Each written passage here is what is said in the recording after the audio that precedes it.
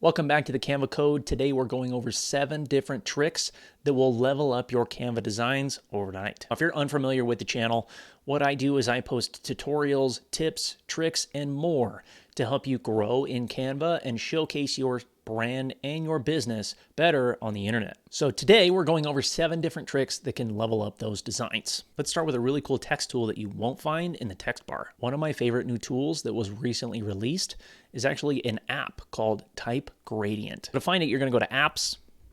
You're going to type in TypeGradient, and then it's going to be a little G with a gradient lettering format on it. Go ahead and select on the tool, and then from here you're going to be able to edit pretty much anything that you want in the text.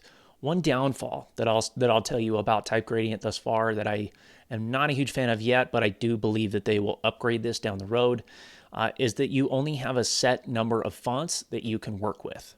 Looking back at the bar here, you can edit the text itself, you can edit the font, the alignment, the line height, the gradient, including where you want to add stops, how many different styles of gradient there are, and how many colors you have on the gradient itself.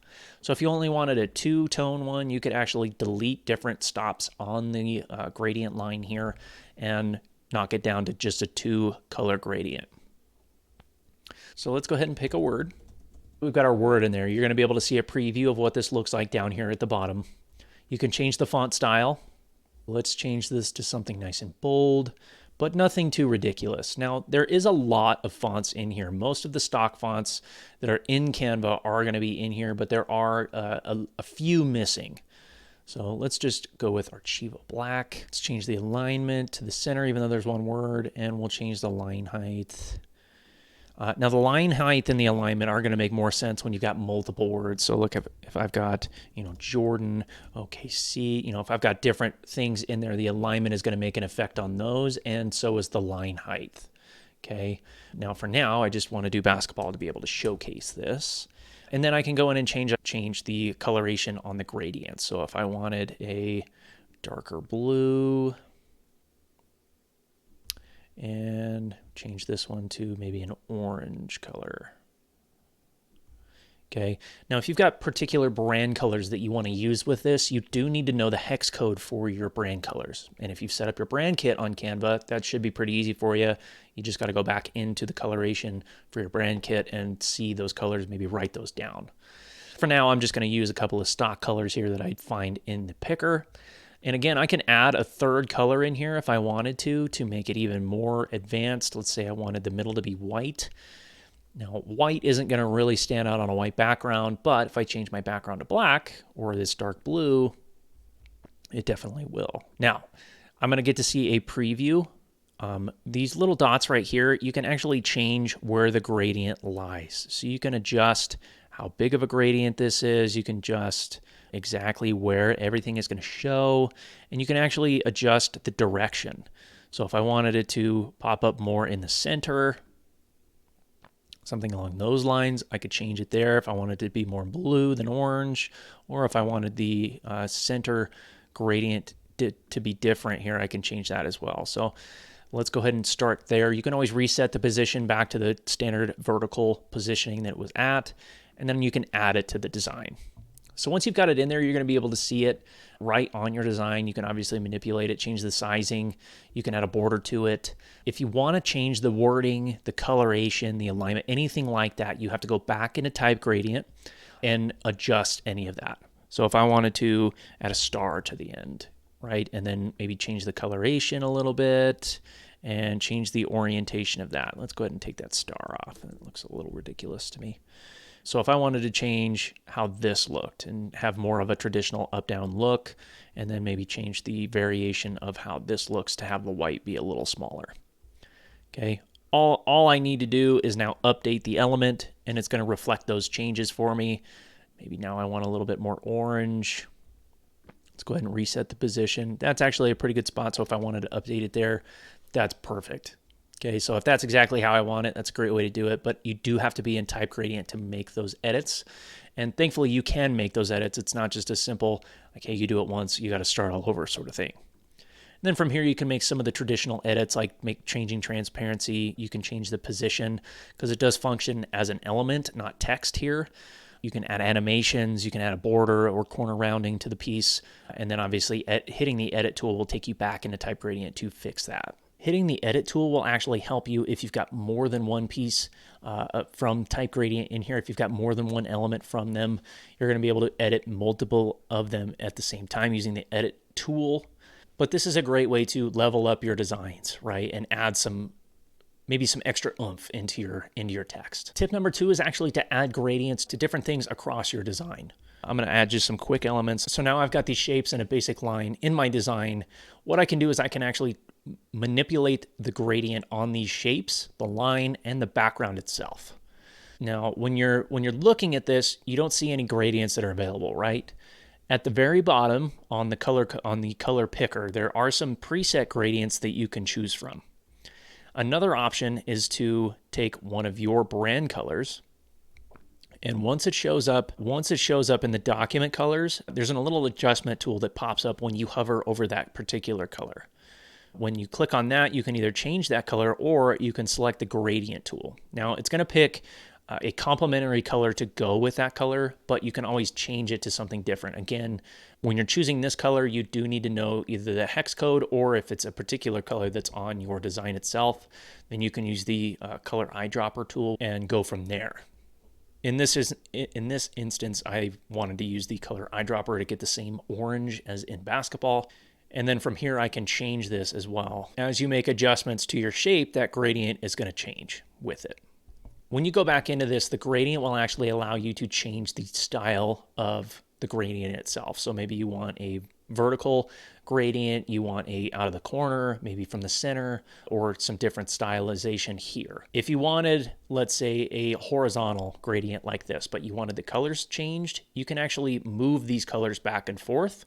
Or if you want one color more prominent, you can actually add additional colors to it. So essentially, this functions the same as having one-to-one, but the gradient is less dramatic. If you remember, like looking at this one, and then if we make a duplicate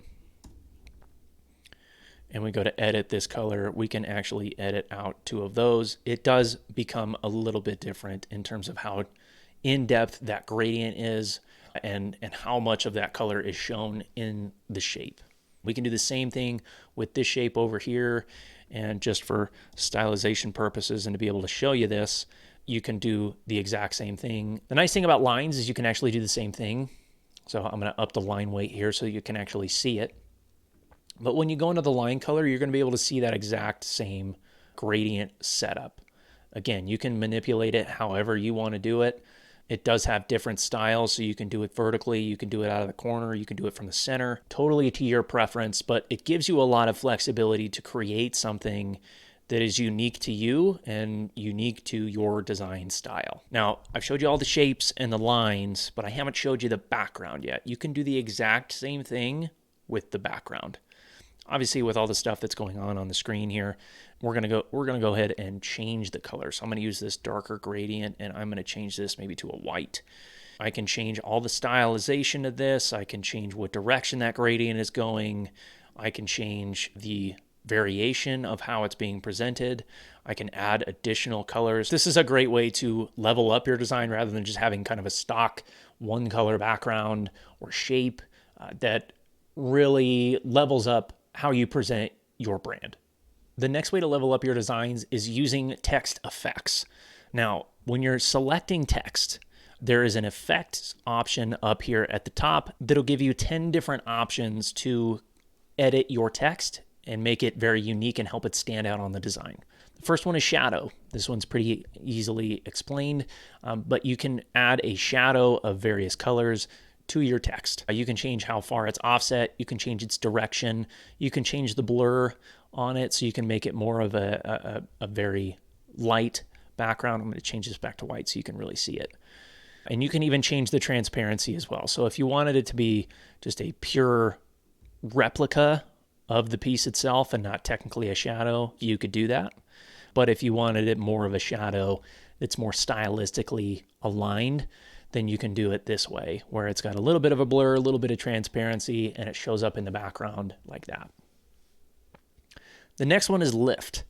Lift really helps if you've got a light background and a light text. So if you've got a light background and you don't have a lift on it, that text does tend to blend in a little bit, especially when you get deeper into this. I do have a pretty thick gradient on this background, but it's hard to see that that's a B, right? So with a lift, you can add that, and it creates essentially a shadowed outline on the back of your text. You can make it deeper to make it stand off a little bit more. What this also does is create depth in your design. It creates another layer to it, right? That word really stands off from the background rather than just being a part of it. The next effect is hollow. What that does is that hollows out, just like a tree, hollows out your text. It makes it a nice outlined text variation. Again, you can change the style of the text. You can underline it, you can italicize it, you can change the sizing, you can change the font, and that hollow variation will stay alongside you the whole time. You can change the thickness of the hollowed letters too, to be either more subtle or more dramatic. The splice effect is something that bounces off of that. It creates that hollowed effect, but with a shadow behind it. Now this shadow is a little bit different. You're not able to alter the blur or the transparency of it, but you can change the offset and direction and even the color of that shadow. So that's where the splice one is a little bit different than shadow and a little bit different than hollow. Outline is another great option. It creates an outline on the text itself. You can change the thickness and the color of that outline. So if you want something a little bit more brand specific, you can change the color to a brand color and then have just a very subtle brand coherence on your text. Echo is a bounce off effect from shadow. What that does is it essentially creates two different shadows, or what is obviously known as an echo, variation of the text behind it. Again, similar to the splice tool, you can change the offset or you can change the direction of that echo depending on what you're working with. You can also change the color. So if you're looking to make a little bit more of an impact, maybe a brand color or something along those lines, that can be a great way to do it very subtly, but while still garnering some additional attention to that text. Next is a glitch, or what many people call the TikTok style. This was probably made famous by the TikTok logo, but the glitch effect allows you to either choose like a neon blue or purple or a neon blue and red glitch effect. This is great for things like gaming, things like technology, where you have kind of that glitch that maybe comes in but it does also stand out. This is one that I personally don't use a whole lot, but it can be a great one depending on what industry or brand that you're trying to present. Neon is a really popular one. If you're familiar with neon, a neon coloration allows you to showcase essentially like a light with color. The neon effect, the more intensity you put on it, the whiter the lettering gets, and the more prominent the neon glow gets. The next effect is background. With the background, you're essentially adding a highlighted background right behind your text. You can adjust the roundness, which essentially changes the corner rounding on there, the spread of your background, and even the transparency. So if you've got a more prominent photo in the background that you want to present still, while still drawing attention to the verbiage, you can do that using the background. And then obviously you can change the coloration of the background as well. Now, all the ones that I just went through can be combined with the final shaped effect. Always gives you the most dramatic one. But you can curve this around different items. You can curve it just to create some form of outline on your design itself. The next option is the layers tool. Now what I'm doing here is I'm kind of bouncing off of this basketball idea and just adding some different things to this particular design to create some layers that you can see exactly what I'm talking about. What I could do now is if I wanted to reposition some of this, but I'm having trouble clicking on one element or another, I can go to position and I can go to layers, and then I can choose any layer that I want and rearrange the layering of my elements. If I wanted basketball at the very front, ahead of both of the other elements, I could do that. I could move the basketball to where I had it. I could move the hoop to the front and rearrange this how I see fit. This is a great tool when there's a load of different layers to this. If you've got multiple subjects, text elements, and even standard elements or colors or shapes, having the ability to choose which specific item you want rather than trying to have to click it or selecting one and then unselecting the one that you're having trouble with, that can be a major difference maker in, one, the time that you spend designing, but also trying to dampen your frustration. But it can also level up how your designs look. The next tip is actually weighting or sizing your text. The weight and size of your text can have a major effect on how it's being read and how it's being perceived by your audience. Larger text is going to be read first. So if you're looking at my screen here, basketball is in large, bold letters. Now, you're going to read that before you read the next line, before you read the line after that. And that's all due to sizing and weight. It's more likely that you and your audience is going to read the largest text first. So if I change the bottom line, the word dunk, to the largest word in the arrangement, you're most likely going to read that one first. Now, in this particular example, I want you to read basketball first. So I could change this to maybe be the second biggest size. What you're going to do is you're going to read basketball first, and then you're going to read dunk, and then you're going to read pass the ball. Now, traditionally, you read top to bottom, left to right, right? When you change out the stylization and the weight and size of your text, that happens a little bit differently. The largest gets read first, and then it goes down from there. If you've got 4 lines of text, and the smallest one is at the top, you're most likely reading that last. Your attention is automatically drawn to basketball. It's automatically drawn to the largest piece of text on the screen or on the flyer or social media or whatever. So you can create a lot of depth to your design. You can change up how your content is perceived and how your flyers are read by changing up the weight, style, and size of your text. The next way to level up your design is animation. So if you're creating a short video for social media or something for a presentation, a way to level that up is actually through movement. If you can create movement or some kind of animation on the screen itself while you're presenting, that can create some additional attention. To do that, I'm going to use this basketball as an example. So you click on the element or the text that you want to animate. Up here in the top toolbar, there's an animate function. And then from there, you're going to be able to either select an animation, which will briefly play at the beginning of your slide. So after the transition, these animations will start playing. Another option, which is part of the Magic Studio, which is a Canva Pro feature. So if you're not a pro user, you won't be able to use this one. But another option is the Create an Animation tool or the AI animation. So this one is super easy. You're going to choose Create an Animation, and then you're simply going to take your item and you're going to create the animation that you want. So from there, I can edit the movement style, the orientation, the speed, and even effects.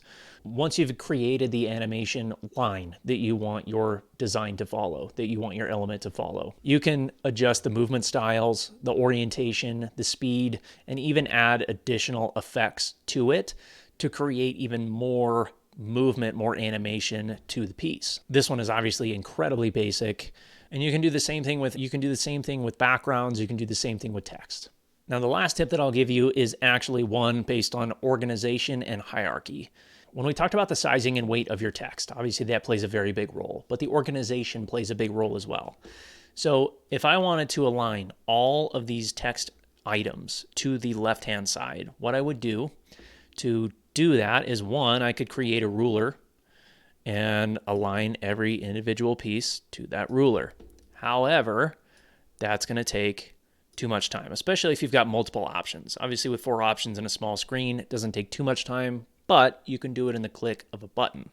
So I'm going to go back, get rid of the ruler, and now I'm going to highlight all 4 options. I'm going to go to Position. I'm going to go to Arrange, which is usually the one that it selects you on, but make sure that you're in the Arrange tab. And then you can either tidy up or you can align it to one side or the other. Now, in this particular instance, I want to align these to the left. And now I can tidy it up vertically to where they're all spaced evenly in a vertical orientation. If I wanted them to be a little closer together, what I would do is I would prop the top and the bottom to where I wanted them, and then you can change it vertically to have an even spacing vertically. Now let's say I wanted this ball to be oriented to basketball on the right hand side and also to dunk on the bottom. Easiest way to do that is, again, to click the 2 elements that you want to orient.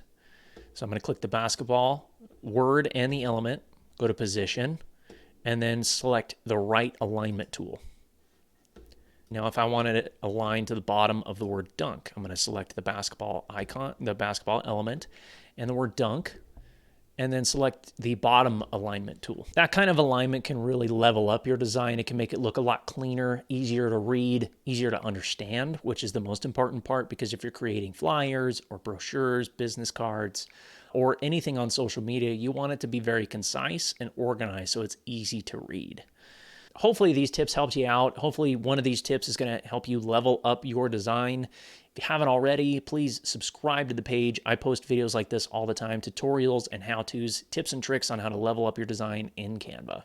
Thanks for watching. Thank you for joining me today on the Canva Code.